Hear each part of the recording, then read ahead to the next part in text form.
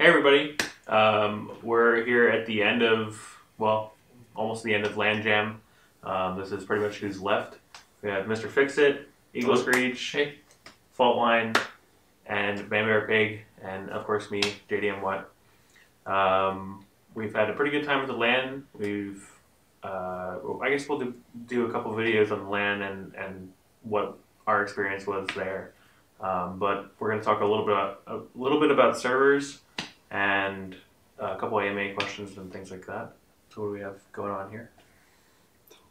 So this is JDM's main rigs. So we've got his Plex rig here running Windows to do all of his transcoding on, and then we've got his actual file server running over here. We're swapping out the motherboard to dual 2011 sockets on that.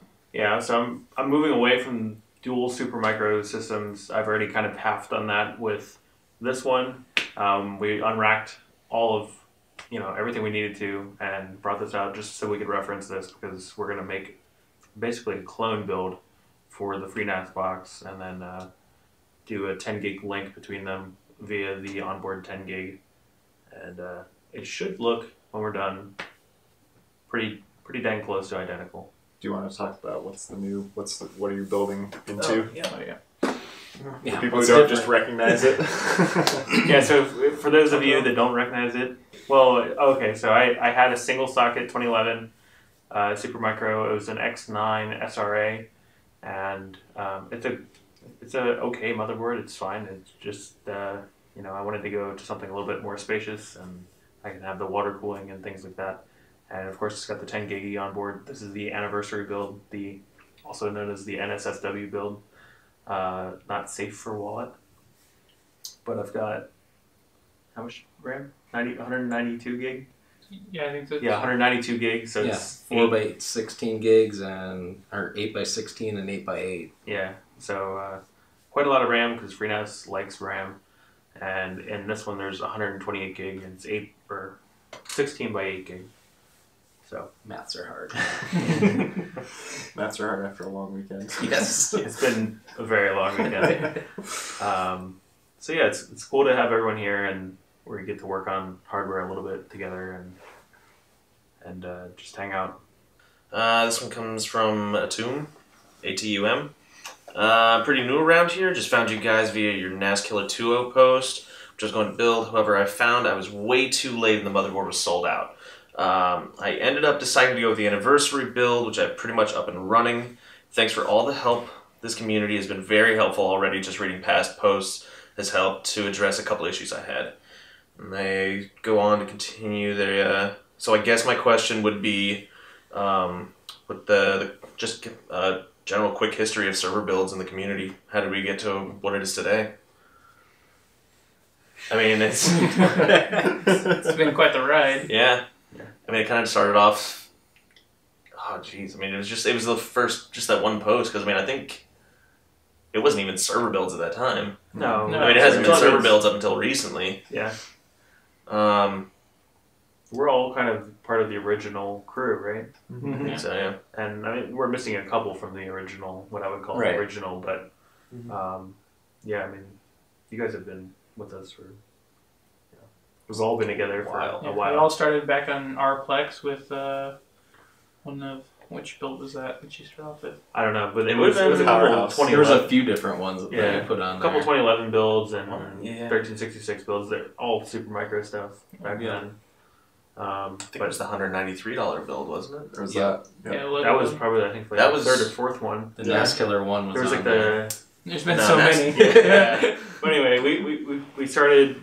I mean, I think I wrote the first guide solo, and then I dragged Tom into it. Lucky Yeah. me. And then we were just kind of doing it together, doing the guides together for a while, and then more people started getting interested, and we're like, okay, well, maybe we'll just split off from the Plex Discord, because at the time we were just really dominating the conversation on the Plex Discord, and it was not like a conflict of interest or anything, but I didn't want to like, they had their own hardware channel and they can talk about whatever they want, but it was just people asking us about the server builds, and we're like, well, It kept clogging up everything. yeah, clogging up the pipes. So we moved to our own Discord, and I mean that thing has been. It's not quite out of control, but it's growing really quickly. We're almost 4,000 members 4,000, on there, so it's been pretty nuts. I think the Plex is probably around that many. I think so. I haven't even checked lately. And the Plex Discord's been around forever, so Yeah. But yeah, I mean, if you're at all interested in this kind of stuff, join the Discord. Someone will be there to help you out. We've been here all weekend, so we haven't really been on the Discord that much. But this is our Very unplugged offline. Mods missing. Mods missing post Ryzen servers. So yeah, that's kind of how we got started. But and actually, I just got someone else just submitted the question saying, this is Gimpy B. He says, how do you find these motherboard deals, and how does the average person find them? Always a question. Yep. I mean, the average person waits for us to find them, for the most part. I mean, like, that's really how it goes. Like, it's... Oh, what was it? Like, the NAS Killer 2.0 was that... what board was that? But, I mean, that was just... That was the... I think the he was just Giga- going through them. It was another Gigabyte board. Yeah. Mm-hmm. The GA7 TSM? Mm-hmm. Yeah. But I was having like a freak out on Discord voice. I'm like, you guys need to get in here and like look at this. It's so cheap. And everyone's Buy like, it now. Everyone's like, okay, yeah, like what is it? And then we probably bought like 15 or so between like our Yeah, close at least. friends. At least. I got that one. night, like we probably bought a bunch because it was just it was really good. And then it sold out. But I mean, we just go through and we try to find what's hot, what's like the best. And you're focusing mostly on used enterprise, or what's? I mean, this is somebody who's asking this question, not knowing kind of, or hearing the other AMAs.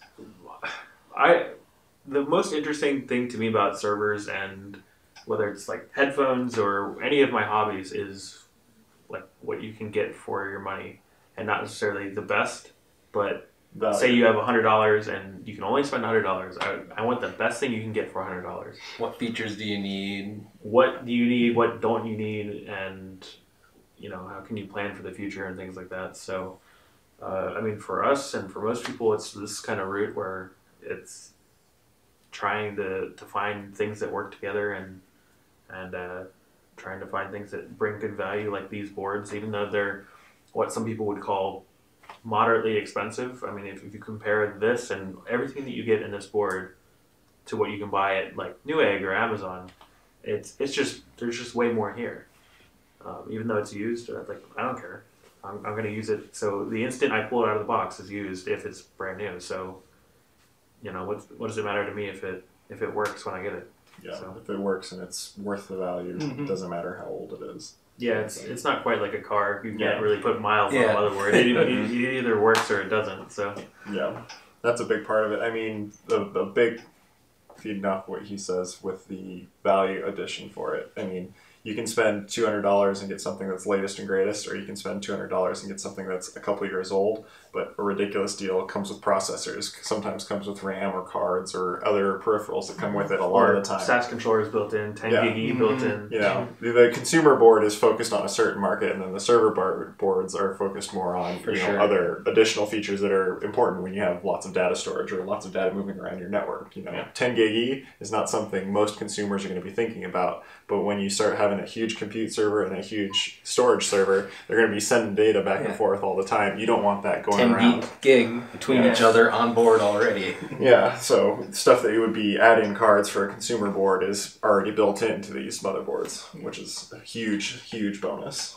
Yeah, and I don't know if you guys have seen my reaction to to extend the value argument a little bit more, but the people that ask are these 8 terabyte drives, are they helium drives? I'm like, I don't care. I just don't. I mean, 8 terabyte drive. That question comes up every time there's a sale on those drives. I want helium. I'm like, yeah, I do too, but you know what? $130 is $130, and it is what it is. Like, I don't care. Well, and at what point is the drive gonna die before the helium matters? Or are you gonna replace it before the helium matters? I mean, in servers like this, you have more than adequate cooling. Yeah. And plenty. I mean, I don't They think don't run hot none of the anyway. hard drives run hot at all. Like, it's... Well, I had my server sitting in my garage in Texas when I lived there, and it was like 110 degrees outside, and my server was running fine. No big deal. So. And I mean, there is an argument to be made, like, yeah, it's better, and if you can get the better one for the same price, absolutely do that. Yeah. Like, please do. But none of those things that I would call like a deal breaker. I am like, there's one thing I care about for storage, for example, or well, two aspects. I care about what size and how much, and if it works and it fits, then great. Yeah. So helium's not going to be worth it if it doubles the price of the drive. right. No. Yeah. So yeah, that's how we got into shucking, and that was the whole value thing with that. Mm-hmm. Yeah. You know, Save and yourself people going from like, you know, they were all red drives, and then all of a sudden the white started showing, and everyone's like, oh god, no, the reds are going away. So They're becoming scarce now. It's just a white label instead of a red label. It's the same drive. Yeah. All right, let's go on to this next question over here. Brit Mom is asking, when do you think 10 gigabit E will become the new standard for Ethernet speeds for home labbers? I mean, I don't know what time frame we'd be looking at, but I mean, it's like, are you going to use it? Like, it's not really a matter of like, it's like want versus need kind of a thing. is that 10 gig card sitting back there? Yeah. Yeah, it is. How much is that? How much did you get that guy for again? And what card is it? That's an Aquantia 10 gig gaming NIC. It's like a 10 gig base T. I think their normal price is like 100 Regular rupees Ethernet or something like that. Yeah, it's regular Ethernet. You can go what, full Cat height, 6? half height. You need Cat 6 minimum? Yeah, Cat 6. Yeah. So those are about 100, I think, normally.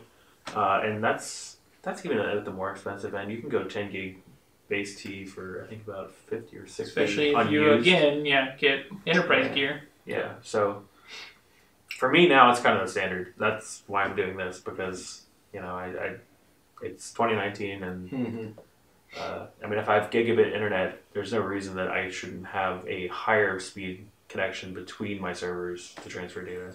And that's kind of where it comes in. It's like, if you're going in between two servers, it makes a lot of sense. If you're just doing one server and maybe sharing some stuff with family, you're not going to really have any throughput on it.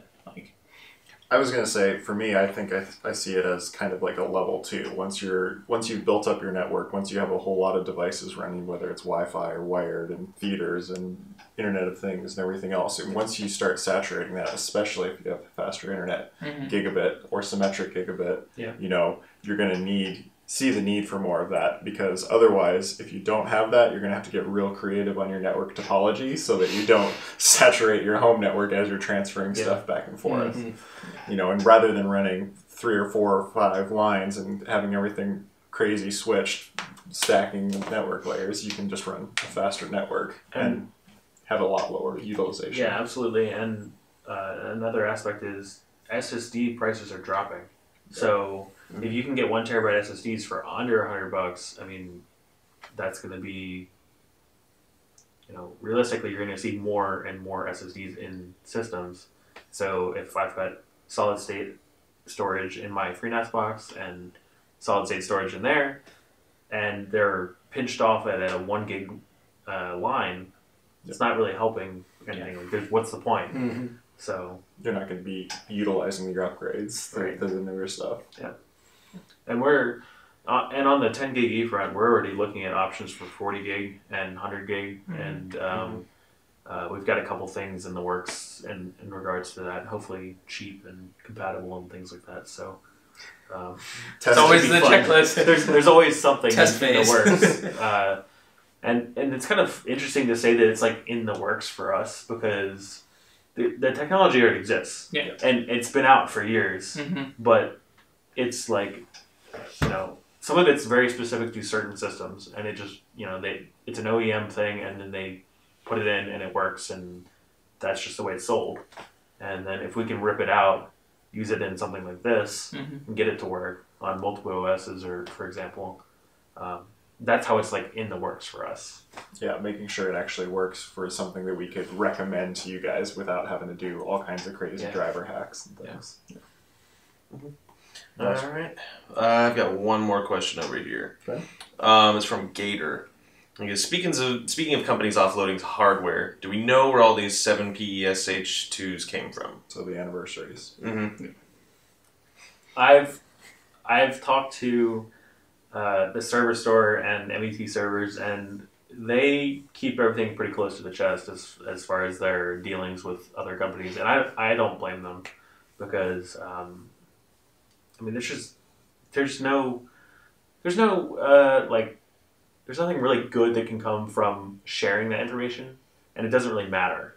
Not that there's anything nefarious going on. It's just kind of like they don't need to disclose their relationships to their clients and things like that. So there was a good idea, like for the E5 2670s back in the day when that was the big thing that, like, oh my gosh, they're so cheap.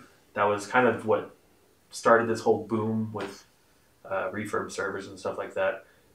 There was some information out there that those were probably from Facebook servers, but they're all from like big off lease. And when you see like 1,000 of these boards, I mean, it's going to come from a big data center somewhere. Mm-hmm. They upgraded everything and just got rid of them. Yeah. 700 racks just got cleared out and upgraded to the latest and greatest. Which is just, that's amazing if you think about it. How much money that would be. It's absurd.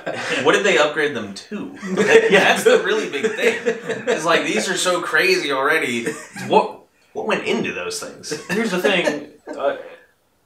If this has been in service for, let's say, up until last year, maybe. Mm-hmm. And it's what, 2012 era, 2011 era, mm-hmm. like year, not socket. Mm-hmm. That's a good, 6 or 7 years mm-hmm. that it's been in service, and that can itself speak to the longevity of these components because they haven't felt the need to upgrade for that long. Because I doubt that they bought this in like 2014. They probably bought it right when it came out. Mm-hmm. Brand new. Yeah. They'll in a lot of businesses that run hundreds of systems like that at a time, they'll buy an entire lot, it will be going out for it, and then as soon as it's all depreciated, they can start upgrading to the latest and greatest. It's not that it's not worth it to them, it's that they're going to get more value in their specific use case by upgrading to the latest and greatest. If your stuff is measured in nanoseconds because you're doing high frequency trading sure. or serving Google to the world, you're going to want something that's going to give you that advantage, whether mm-hmm. it's upgrading the network, upgrading the processors, the whole shebang. Yeah, and sometimes with new technology, you need a processor that has the latest features. And for us, this is just a processor. It has cores and it has a clock speed. And it has many cores if you want it to have many cores, or it can have like really high clock speed if that's what you want. But we have the resources online to help you choose the right processor. But for the average user, even if you're doing a little bit of research and stuff on the side and running some programs like that, you don't need that latest and greatest, and you can get it done with something like this. So yeah, definitely. It's the stuff that we're doing with this hardware is not going to be measured in nanoseconds. It's not going to be measured. We're doing it by those metrics of value for the performance that we want. Absolutely. And as excited as we are about this stuff now, I mean, think of if we got this brand new back in 2011. I mean, it would be, Well, and then you go into stuff like, what is the MSRP of those processors? Right. Well, so for example, there's 2 dual cores in here, and I think they were MSRP at like $350 a piece, something probably, like that. Yeah. And I got them for like $15 a piece. Yeah. So still work just as good. Mm-hmm. Yeah, but 20-year-old me would have been drooling over that. And, so it's just kind of just the RAM alone, I would have been drooling over. Forget everything else. Oh, no big deal. I just got 192 gigs in this box. Right. That's just my storage machine. Don't even worry about my compute machine. Right. So I think that's pretty much going to wrap it up for this video, at least. And if you have any other questions, go to serverbuilds.net. And if it's not on the front page, I think it's in my little section on the header. Find the AMA form and just type in an AMA, type in your Discord username. And if you don't have a Discord username, that means you should join. The link will be in the description of the YouTube video. And I guess we'll see you in the next one. Hopefully we can have a couple more videos for you together while we're still here and before people start departing. So, all right. That covers it. See ya. See ya. Nice.